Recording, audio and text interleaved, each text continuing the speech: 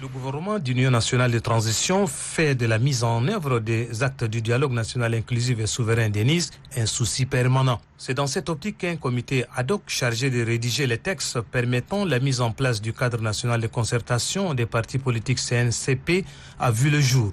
Lequel cadre est dirigé par le Premier ministre de transition Saleh Kebzabo. Le comité s'est réuni en séance de travail avec les partis politiques pour la restitution de la mission qui lui a été assignée. Il s'agit du protocole d'accord des partis politiques pour le suivi et la mise en œuvre des conclusions du DENIS et l'exposé des motifs permettant la mise en place du nouveau cadre national de concertation des partis politiques CNCP. Selon l'esprit de l'exposé des motifs, le futur CNCP sera un organe indépendant administrativement et financièrement, libre dans ses décisions, mais fonctionne sous l'égide de la loi. Ce nouveau cadre de concertation politique composé de 51 membres dispose de 3 organes. Il s'agit de l'Assemblée générale, de la coordination des partis politiques et d'un bureau de coordination de 13 personnes. En vue de la réussite de la transition en cours, le ministre de l'administration des territoires et de la bonne gouvernance, Liman Mohamed, représentant le Premier ministre Saleh Kebzabo, par ailleurs président du comité ad hoc, a invité les présidents et secrétaires généraux des partis politiques à s'investir. Car, poursuit-il, le retour à l'ordre constitutionnel dépend naturellement de l'implication de tous les citoyens dans le délai imparti. Bon nombre de présidents et représentants des partis politiques ont fait des observations et propositions allant dans le sens de l'amélioration des textes permettant la mise en place du nouveau cadre de concertation des partis politiques.